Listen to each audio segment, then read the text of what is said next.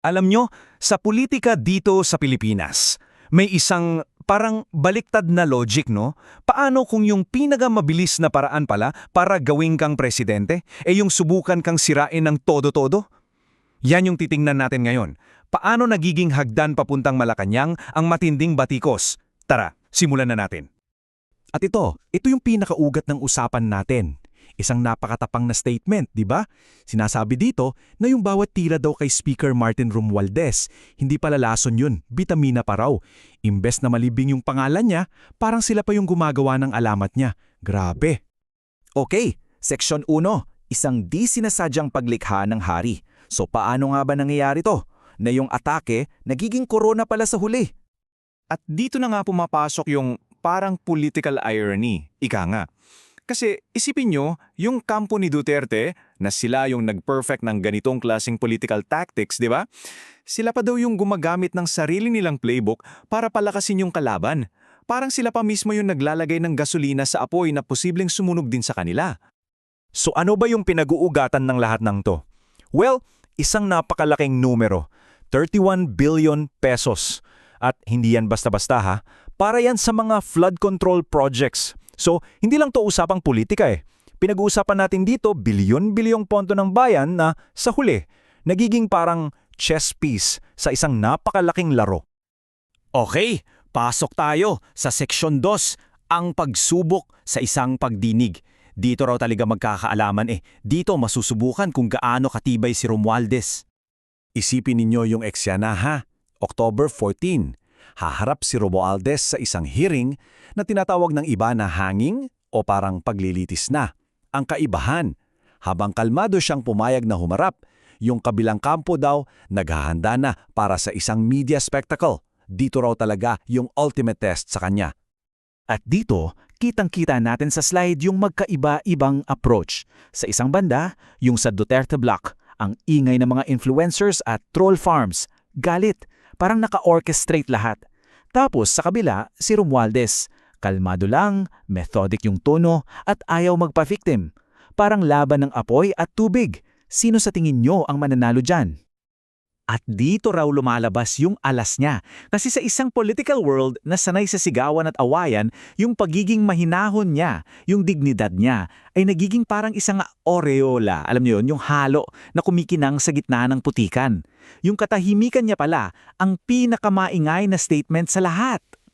Sige, punta na tayo sa Section 3, ang epekto ng pagiging dehado. Paano ba to gumagana sa isip ng mga tao? Bakit ba parang effective itong strategy na to? Dito na pumapasok yung tinatawag na underdog effect. Ito yung konsepto ng political martyrdom, isang bagay na malakas sa kulturang Pinoy. Parang sa schoolyard lang, di ba? Kapag may nakita kang binubuli, automatic parang may kumikiling sa'yo na tulungan yung inaapi. Sa politika pala, kapag ikaw ang biktima, yun na ang nagiging brand mo. At napakalakas niyan. Tingnan natin itong 4-step process. Unang-una, yung atake. Pangalawa, yung target. Kalmado lang. Dahil dito, papasok ang pangatlo. Lumalaki yung simpatya ng publiko para sa kanya. At ano ang huling resulta? Pang-apat, nagba-backfire. Yung umaatake, sila pa yung nawawalan ng kredibilidad.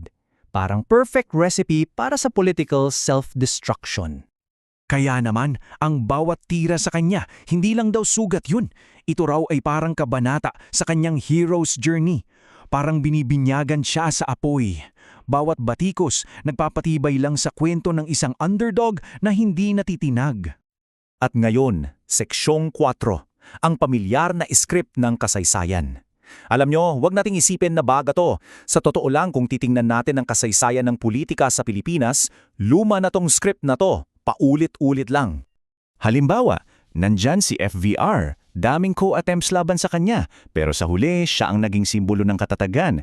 Si ERAP, yung impeachment trial niya, yun ang ginamit niya para makuha ang puso ng masa. At syempre si BBM, yung kwento ng exile nila, ginawa nilang comeback story. Lahat sila parang dumaan sa pagiging biktima para manalo. Kaya yung malaking tanong ay, hindi ba nila nakikita itong pattern sa history? Ang ginagawa raw ng kampo ni Duterte kay Romualdez ay parang replay lang ng isang delikadong script. Nakakalimutan yata nila yung isang basic rule sa Pinoy psychology. Laging kumakampi ang Pinoy sa inaapi. Okay, Section 5. Pagpanday sa kampanya para sa 2028. Dito na tayo sa pinaka-exciting na part. Paano ba hinuhubog na mga nangyayari ngayon ang magiging laban sa future? So ang nangyayari raw, yung mga kalaban mismo ni Romualdez ang sumusulat ng campaign slogans niya for 2028. Tingnan nyo to, ang inaping reformista, ang matatag na estadista, ang taong humarap sa mob at hindi natinag. Parang sila pa yung gumagawa ng libreng campaign ad para sa kanya. At eto na raw yung tunatawag na political karma.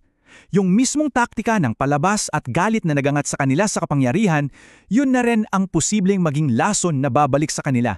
Yung espada na ginamit nila, baka sa kanila na ngayon nakatutok. At heto na siguro yung pinaka-powerful na takeaway.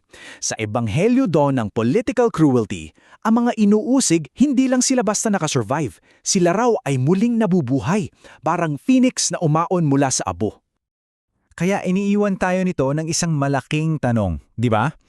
Posible ba na ang political cruelty, yung mismong paninira, ay aksidenteng makagawa ng isang presidente? Isang tanong na talagang sumasalamin sa kung paano gumagana ang power, ang public sympathy at ang mismong kasaysayan natin. Kayo, anong sa tingin nyo? Tanging panahon lang siguro ang makakapagsabi.